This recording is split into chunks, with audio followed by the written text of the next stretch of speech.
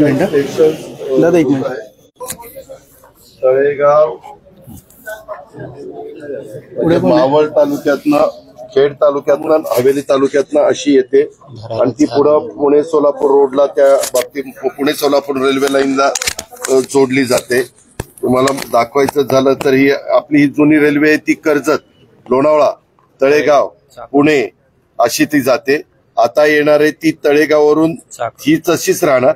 तळेगाववरून चाकण, चाकणवरून वाघोली, वाघोलीवरून उरळी आणि उरळीवरून ती सोलापूर पुणे रोड रेल्वेला ती जोडली जाईल.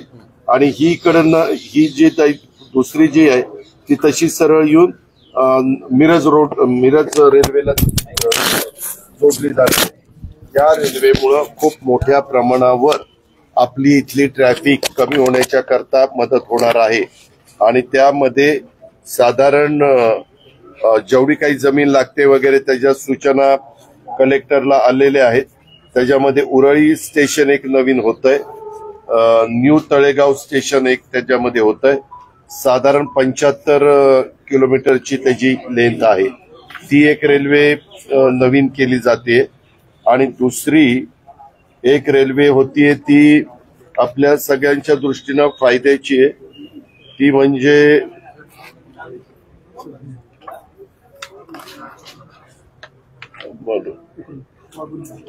हे आपल्या इथं साधारण वाघोली ह्याच्यावरून जात असताना वाघोली, वडबुद्रुक आणि अशी करत पुढं ती शिक्रापूरवरून अहिल्यानगरला ती तिकडे जाणार. अशा पद्धतीची ती रेल्वे आहे, ती लाईन आहे. त्याच्यामध्ये स्टेशन पण सांगितलं तर साधारण 8 स्टेशन येत आहेत. आणि ती वळते साधारण पुण्यावरून जी निघते ती पुण्यावरून निघून कोरेगाव भीमा, त्याच्यानंतर शिक्रापूर, त्याच्यानंतर रांजणगाव, त्याच्यानंतर पिंपळनेर म्हणजे तिकडं पलीकडच्या ह्याच्यात वाळवून पारनेरच्या जवळनं अशी ती अहिल्यानगरला जाते. ही आपल्या सगळ्यांच्या दृष्टीनं railway Jategaon, Ranjangaon MIDC, Supe MIDC, शास आणि अहमदनगर ही रेल्वे इतकी सोयीची होणार आहे कारण त्याच्यामध्ये बहुतेक एमआयडीसी कव्हर झालेले आहेत. आणि ह्या 2-3 रेल्वे लाईनमुळं आपल्या इथं ट्रॅफिकचा प्रश्न बऱ्यापैकी निकाली निघायला मदत होणार आहे. तो आपल्या पुणेकरांच्या दृष्टीनं, पुणे जिल्ह्याच्या दृष्टीनं, अहिल्यानगर जिल्ह्याच्या दृष्टीनं अतिशय महत्वाचा निर्णय होऊ पाहतोय. आणि त्याच्याबद्दलचे सगळे डिटेल्स आलेले आहेत आणि लवकरच जमीन ऍक्विजिशन आणि बाकीच्या सगळ्या गोष्टीला त्या बाबतीमध्ये सुरुवात होणार आहे. आणि त्याच्यामध्ये रेल्वे स्टेशन पण उरळी मेगा कोचिंग ते इथं खूप मोठं एक उरळी मेगा कोचिंग टर्मिनल हे 100 हेक्टर मध्ये उरळी कांचनला तिथं तेवढी लँड ऍक्वायर करावं लागणार आहे. 100 हेक्टर म्हणजे 250 एकर. तर तशा पद्धतीनं तो पण प्रस्ताव आला. अशी ministry of railway, central railway त्यांनी ह्याबद्दलची मिटिंग केली आणि तशा पद्धतीच्या सूचना केलेल्या आहेत. आमच्या जिल्हाधिकारी त्या कामाला लागलेले आहेत. आणि जमिनीचे रेट जो काही असतो तो शेतकऱ्यांना व्यवस्थितपणे देण्याचं काम होईल. साधारण पहिला प्रोजेक्ट जो मी तुम्हाला सांगितलं तो 4 वर्षामध्ये करायचा आहे, दुसरा 5 वर्षामध्ये करायचा आहे, अशा प्रकारचं नियोजन आहे. परंतु दोन्ही रिंग रोड, पीएमआरडीचा रिंग रोड, रस्ते विकास महामंडळाचा रिंग रोड, आता मोठ्या प्रमाणावर आपण जो आपला ताथोडेपासून म्हणजे तिकडून जाणारा रस्ता आहे कुठे साताऱ्याला, तर त्या बाबतीमध्ये तो बराच रुंद आपण करतोय. आणि तो रुंद केल्यामुळं तिथं सर्व्हिस रोड पण आपण करतोय. काही तिथं सबवे पण मोठे रुंदच्या रुंद करायचं आमचं ठरलेलं आहे. त्याच्याबद्दलचं पण हे चिंचवडच्याही परिसरामध्ये आपण तिथला चिंचवडचा आरोबी तो काढतोय आणि तिथं दुसरा आरोबी करतोय. तो पहिला आरोबी 50 वर्ष जुना झाला, साधारण 40 कोटी रुपये त्याच्यामध्ये खर्च येणार आहे. 2 वर्षामध्ये ते काम आपण पूर्ण करण्याचा निर्णय घेतलेला आहे. त्याचबरोबर बेंगलोर हायवे जो आहे मुकाई चौक ते मुळा नदी त्यांची हद्द, नंतर वाकड दोन्ही बाजूला 24 मीटरचे सिमेंट कॉन्क्रीटचे रोड आपण करतोय. जवळपास 600 कोटी रुपयाचं काम आहे. पावसाळ्यानंतर ते आपण सुरू करतोय, जेणेकरून ही मधली जी लाईन आहे बेंगलोर हायवे ते मुकई चौक इथली ट्रॅफिक कमी करण्याच्या दृष्टिकोनातनं अशा पद्धतीनं आपण तो निर्णय घेतलेला आहे. आज आमच्या पिंपरी चिंचवड परिसरातल्या काही गुणवंत विद्यार्थ्यांचा पण ज्यांनी 90% पेक्षा जास्त मार्क्स मिळवलेले आहेत त्यांना प्रत्येकी 1 लाख रुपये देऊन 5 विद्यार्थ्यांचा सत्कार आपण आता इथं केला. पिंपरी चिंचवड शाळेतील मूलभूत सुविधांचा आढावा देखील आपण त्या बाबतीमध्ये घेतला आणि पिंपरी चिंचवड मध्ये गेल्या वर्षीच्या तुलनेने 6% तिथल्या शाळांच्या मध्ये वाढ झाली. आपण एआयचं पण शिक्षण तिथं सुरू करण्याच्या बद्दलच्या सूचना या दिलेल्या आहेत. त्याच्यामध्ये एक तिथं स्पॉन्ज सिटी मास्टर प्लॅन हा देखील आपण तिथं तयार करतोय आणि दुसरं स्टॉर्म ड्रेनच्या संदर्भातलं देखील मोठं काम आपण पिंपरी चिंचवडमध्ये हातामध्ये घेतोय. अशा प्रकारे पिंपरी चिंचवड असेल किंवा पुणे असेल किंवा पुण्याच्या परिसरातले रेल्वेचे काही रूट नवीन करण्याच्या संदर्भातला प्रश्न असेल, नवीन स्टेशन करण्याच्या संदर्भातले प्रश्न असतील, त्याच्याबद्दलच्या बऱ्याच महत्वाच्या बाबी आजच्या बैठकीमध्ये आम्ही अंतिम केलेल्या आहेत. विजय गाडगेंनी माझी भेट घेतली. ते आलेले होते. ते खरं मुंबईला भेटायला निघाले होते. मी काल प्रयत्न केला, परंतु दुर्दैवाने मला त्याच्यामध्ये यश आलं नाही. मी असं म्हणत होतो त्यांच्याबरोबर जे काही एक पोलिसांची गाडी होती त्याच्यातल्या म्हणजे माझा एक सुरेश बिराजदार म्हणून धाराशिवचा राष्ट्रवादी काँग्रेस पक्षाचा माजी जिल्हाध्यक्ष आहे, ते मला मुंबईमध्ये भेटले. ते म्हणले की आपण तिथं, मी म्हणलं की बाबा फोनवर किंवा व्हिडिओ कॉलवर आपण त्याच्याशी संपर्क साधू. इतक्या लांब येऊन मला भेटण्यापेक्षा त्यालाही तिथं सोयीचं होईल, मलाही सोयीचं होईल. परंतु ते काही काल त्यांनी ऐकलं नाही. ते म्हणले नाही दादांना मला भेटायचंच. मग मी रात्री उशिरा किंवा पहाटे निघणार होतो, परंतु माझ्या रात्री उशिरापर्यंत मीटिंग मुंबईमध्ये चालल्यामुळं मी अर्ली मॉर्निंग सकाळी निघालो आणि त्यांना सांगितलं मी इथं सर्किट हाऊसला भेटतो. त्या प्रकारे ते भेटायला आलेले होते. त्यांनी त्यांची जे काही म्हणणं आहे ते सांगितलं, काय घडलं, कसं घडलं वगैरे ते त्यांनी त्यांची बाजू तिथं मांडली आणि ते म्हणले की आम्ही छावा संघटनेच्या माध्यमातून काम करतो, आमचे एवढेच मागणं होतं, जे काय आमचं निवेदन होतं ते निवेदन स्वीकारावं, त्याच्यामध्ये मारहाण करण्याचं काहीच कारण नव्हतं. आणि असं अनेकांना आम्ही भेटत असतो. त्या सगळ्या गोष्टी ऐकून घेतल्यानंतर मी त्यांना सांगितलं किंवा त्या बाबतीमध्ये जे काही घडलंय ते चुकीचंच घडलेलं आहे. त्याच्यामध्ये त्या ज्यांनी घडवलं जे प्रमुख होते त्यांना मी ताबडतोब राजीनामा द्यायला सांगितला. त्यांना तिथनं त्या पदावरनं मी मुक्त केलेलं आहे. पोलिसांनी पण त्यांची कारवाई केलेली आहे. पोलिसांनी पण 11 का 9 काहीतरी नावं दिली होती, त्याच्यातले 9 लोकांना अरेस्ट केली, 9 लोकांना वर कारवाई केली, FIR केली. त्याच्यामध्ये एक व्यक्ती त्या नावाची नाहीच आहे म्हणून पोलिसांनी सांगितलं आणि एक व्यक्तीचं पण नाव चुकलंय असं त्यांनी सांगितलं. तरी देखील मी गाडगे भेटल्यानंतर मी तिथल्या एसपींना फोन लावला लातूरच्या आणि त्यांना सांगितलं की ही घटना घडली, ही बरोबर नाही. कुणालाही कायदा हातामध्ये घेण्याचा अजिबात अधिकार नाही. प्रत्येकाला संविधानाने अधिकार दिलेले आहेत, त्या अधिकाराचाच वापर आणि कायद्याचाच वापर प्रत्येकाने केला पाहिजे. जो कायदा हातात घेण्याचा प्रयत्न करेल त्याला योग्य ती कारवाई झाली पाहिजे. अशा प्रकारची आमची चर्चा झाली. इतर पण काही त्यांनी गोष्टी मला बोलून दाखवल्या.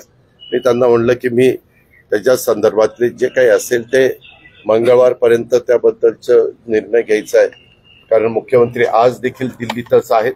कदाचित ते उद्या येतील, परंतु मी उद्या पुण्याच्याच दौऱ्यावर आहे, परवा मी अहिल्यानगरच्या दौऱ्यावर आहे. मी सोमवारी गेल्यानंतर याबद्दलच्या बाकीची चर्चा मला करायची, ती म्हणजे माणिकराव कोकाटेंशी पण करायची, इतरांशी पण काहींची करायची, ती करून त्याबद्दलचे निर्णय मी मंगळवारी.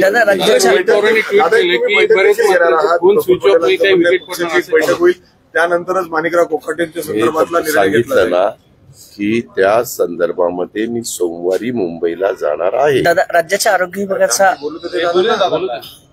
सांग बोला बोला त्याचं बोला.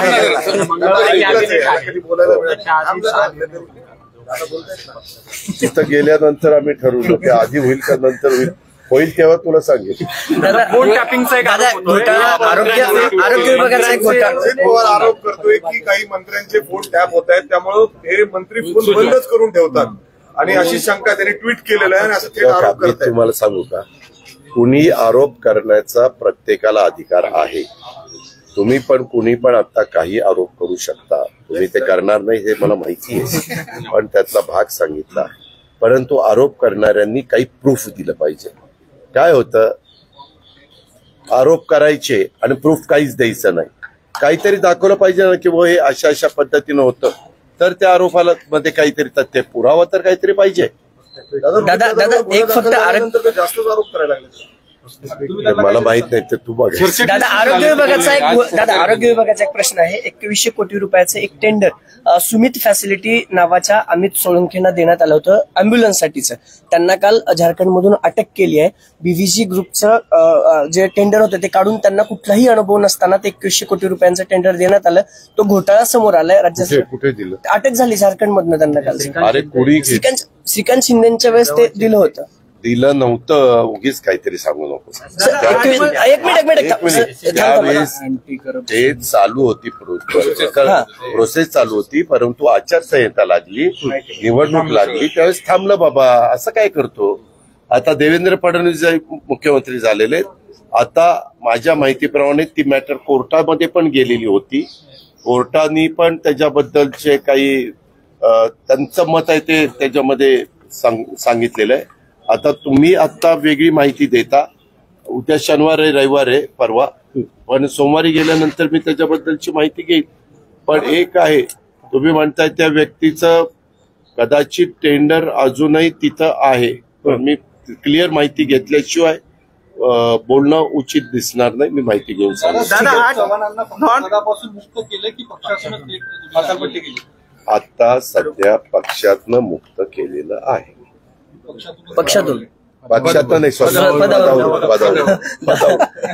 पदावरून मुक्त केलेलं आहे. पक्षात आहे, परंतु ते पण मला अजून भेटलेले नाहीत. पण मी त्यांना भेटल्यानंतर मी काय ट्विट केलं पत्रकार मित्रांनो, तुम्ही ते सगळं पाहिलेलं आहे. आणि त्याच्यामुळं आम्ही ज्या भूमिकेतनं चाललेलो आहे शिवशाहू फुले आंबेडकरांची विचारधारेतनं, त्याच्यामध्ये हे कुठेही बसत नाही. नियमात बसत नाही, संविधानात बसत नाही, कायद्यात बसत नाही. कुणीही हातामध्ये कायदा घेण्याचं कारण नाही. दुसरं मधल्या काळामध्ये मला मुंबईच्या पत्रकार मित्रांनी विचारलेलं होतं, तुमच्यातल्या एका आमदाराच्या भावावर काही त्यांनी फायरिंग केलं म्हणून. त्याच्यानंतरची सगळी वस्तुस्थिती मी माहिती घेतली. 4 लोक होते, त्याच्यामध्ये मांडेकर आडनावाची पण व्यक्ती होती, पण तो त्याचा सक्का भाऊ नाहीये. सक्का भाऊ अरे सक्का भाऊ नाही म्हणून सांगतो ना, भावकी आहे. माझे 4 भाऊ आहेत असं ते काल म्हणाले, आणि त्यातले काही देव असू शकतो, काही चोर. भाऊ म्हणाले नाही, त्याच्यामध्ये नाही रे बाबा. त्यांना मला जी माहिती मिळाली ते चुलत भाऊ आहे. त्यांनी स्वतः मान्य केलं, कालची प्रतिक्रिया दिली. एक मिनिट, त्यांनी काय माहिती दिली ती तुम्हाला माहिती आहे. मला माहिती जी मिळाली ते त्यांचा चुलत भाऊ आहे. मी पोलिसांना सांगितलं, कुणाचा चुलत भाऊ असू द्या, सक्का भाऊ असू द्या किंवा कुणी असू द्या, कारवाई झाली पाहिजे. सर्वांना त्याच्यामध्ये अटक करण्यात आलेली आहे. 3 का 4 दिवसाचा रिमांड त्यामध्ये मिळालेला आहे. वेपन कसं वापरलं, त्याला अधिकार आहे का काय, त्या सगळ्या गोष्टी बारकाईनं बघायला सांगितलेल्या आहेत. मध्ये लगेचच तुम्ही बातमी काहींनी लावलेली होती की त्याच्यात एक महिला जखमी झाली. कुणीही महिला जखमी झालेली नाहीये, पण फायरिंगचा आवाज आल्यानंतर एक महिला तिथं बेशुद्ध पडलेली होती, परंतु नंतर ती शुद्धीवर आली. ती धडधाकट आहे, तिथं काही तिला झालेलं नाहीये. पण अशा प्रकारच्या घटना कुणाच्याच बाबतीमध्ये घडता कामा नये म्हणून SP गिल आणि ॲडिशनल SP बिरादार यांना सांगितलेले, तुम्ही कुठलाही राजकीय कुणाचा दबाव तिथं येणार नाही याची मला खात्री आहे. तुम्ही तुमचं काम करा आणि तुम्ही तुमची सक्त कारवाई करा, आणि तशा पद्धतीनं जे कोणी दोषी असतील त्यांना जे काही कलम लावायची ती पण लावा.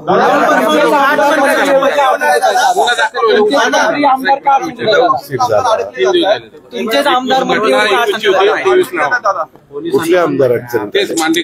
एक मिनिट, उद्याच्याला तुमच्या चुलत भावानी कुठं गोळी झाली तर तुझा काही संबंध आहे का?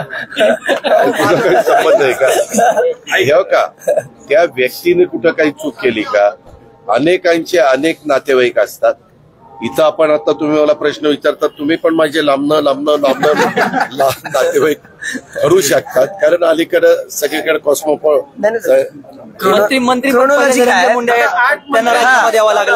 एक मिनिट थांबा. धनंजय मुंडेंच्या बाबतीमध्ये तुम्ही पेपरला वाचलं, त्यांच्यावर कृषी विभागाचे जे आरोप झाले त्याच्यामध्ये न्यायालयाने काय सांगितलं? त्यांना त्याच्यामध्ये कुठेही क्लीन चिट दिली, कुठेही त्यांचा दोष नाही. परंतु जी काही बदनामी व्हायची ती तर झाली. तुम्ही तर सगळ्यांनी काय म्हणजे पेपरलाही बातम्या आल्या, प्रिंट मीडियामध्ये, इलेक्ट्रॉनिक मीडियामध्ये पण दाखवलं, सगळीकडे रकाने आले. आता अजून एक त्यांच्या संदर्भातली गोष्ट आहे, त्याच्याबद्दल पण कार्यवाही पोलीस यंत्रणा त्यांच्या पद्धतीनं करते. ह्याच्यातनं तर त्यांचं क्लिअर आलं, पण क्लिअर येण्याच्या करता त्यांना जो त्रास सहन करावा लागला, त्यांना जो मनस्ताप झाला, त्यांच्या परिवाराला जो मनस्ताप झाला, तो पुन्हा भरून येऊ शकत नाही ना बाबांनो.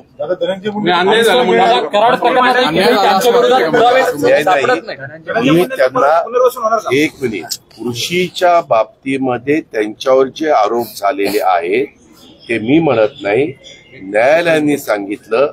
आणि ज्यांनी ते आरोप केले त्यांना काहीतरी त्याच्यामध्ये दंड पण 1 लाख रुपये का काही दिलेला आहे. आपल्या इथं न्याय व्यवस्था ही सर्वोच्च व्यवस्था आहे, त्यांनी दिलेला तो निर्णय आहे. त्या संदर्भामध्ये अजून एका गोष्टीच्या संदर्भात माहिती आम्ही घेतोय, त्याचे पूर्णपणे मला वाटतं न्यायालयीन चौकशी चालू आहे. ती चौकशी झाल्यानंतर त्याबद्दलचे सगळं वस्तुस्थिती पुढे येईल. आणि वस्तुस्थिती पुढे आली आणि हे अशाच पद्धतीनं त्याच्यामध्ये त्यांचा दुरान्वयी संबंध नसेल तर आम्ही त्यांना पुन्हा संधी देतो. पुण्याच्या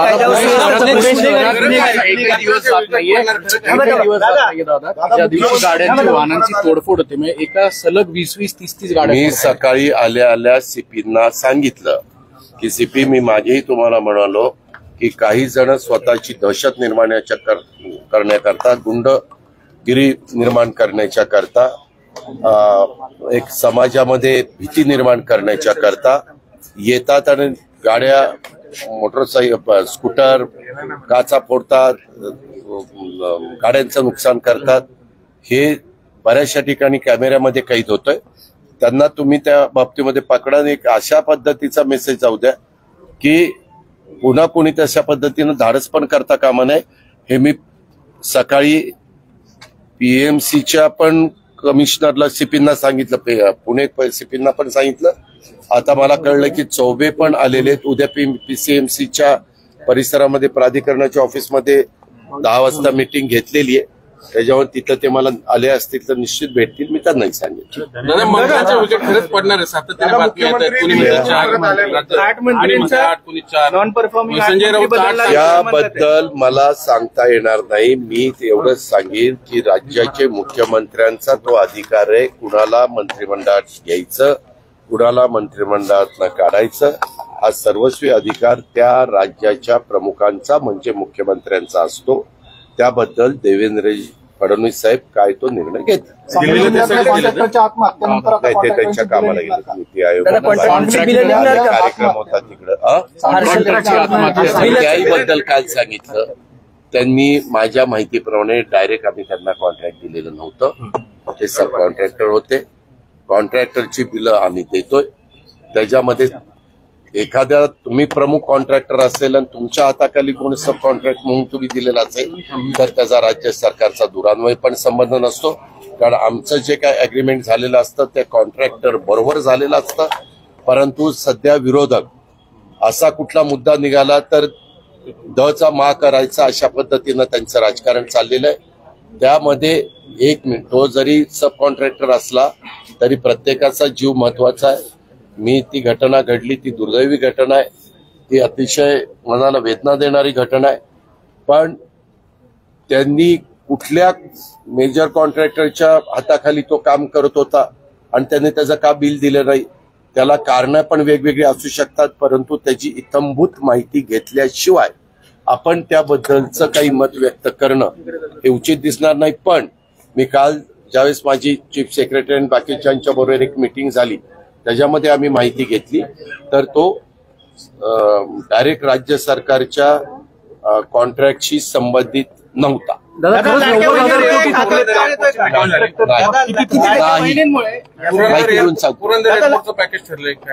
पुरंदर विमानतळाच्या बद्दल मंत्रिमंडळाने ठरवलेलं आहे की तिथं ज्या शेतकऱ्यांच्या जमिनी जातात त्यांना विश्वासामध्ये घेऊन ते विमानतळ करायचं. कारण उद्याच्या 50-100 वर्षाचा विचार करता आपलं विमानतळ हे संरक्षण विभागाच्या अखत्यारीतलं विमानतळ आहे. आपण तिथं टर्मिनल म्हणजे चांगल्या पद्धतीनं केलं, 500 कोटी रुपये खर्च करून पंतप्रधानांनी. पण तरी देखील कधी 10 वाजेपर्यंत आज विमानं उडवायची नाहीत. उद्या आणखीन काही वेगवेगळ्या गोष्टी घडतात कारण शेवटी ते संरक्षण विभागाच्या दृष्टीने महत्वाचं आहे. म्हणून आपल्याला 2 धावपट्ट्या असणारं विमानतळ, कार्गो, त्यानंतर इंटरनॅशनल, नंतर आपल्या डोमेस्टिक, या सगळ्या दृष्टिकोनातनं पुण्याचं, पिंपरी चिंचवडचा आणि या सगळ्या परिसराचा पॉप्युलेशनचा विचार करता कोल्हापूर, सांगली, सातारा, सोलापूर, पुणे, अहिल्यानगर या 5-7 जिल्ह्यांचा विचार करता एका विमानतळाची गरज आहे. आपण अनेक ठिकाणच्या जागा पाहिल्या परंतु आता तरी सध्या सासवडच्या शिवाय दुसरी कुठली जागा पुण्याच्या जवळपास आपल्याला पाहायला मिळत नाही. निश्चितपणे तिथल्या काही गावकऱ्यांचा, शेतकऱ्यांचा विरोध आहे. त्यांना आम्हालाही नाराज करायचं नाही पण त्यांना योग्य मोबदला देऊन त्यांना पुन्हा त्यांची शेतीवाडी इतर ठिकाणी करता आली पाहिजे. त्यांची घरं पुन्हा, माझ्या माहितीप्रमाणे आता जो काही एरिया मी कव्हर करतोय त्यामध्ये कदाचित एकही गाव जात नाहीये.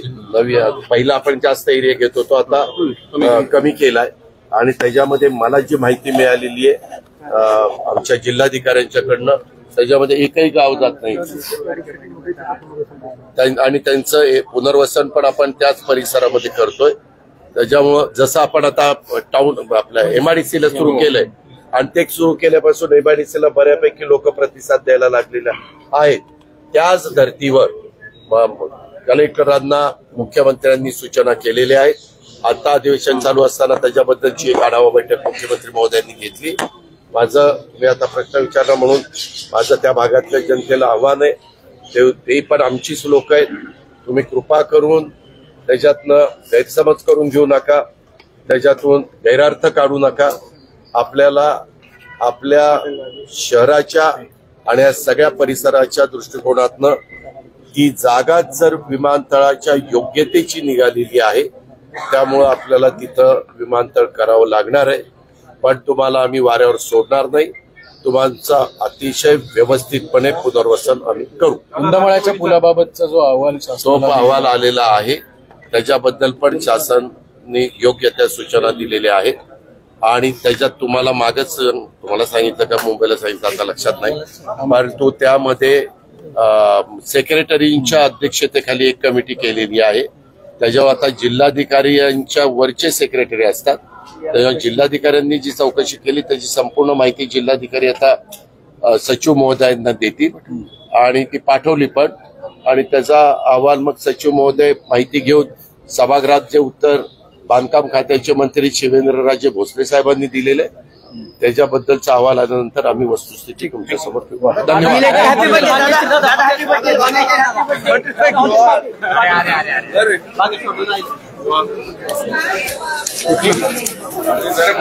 रोण्याचा लय मोठा प्रश्न राहिला. कोणच आहे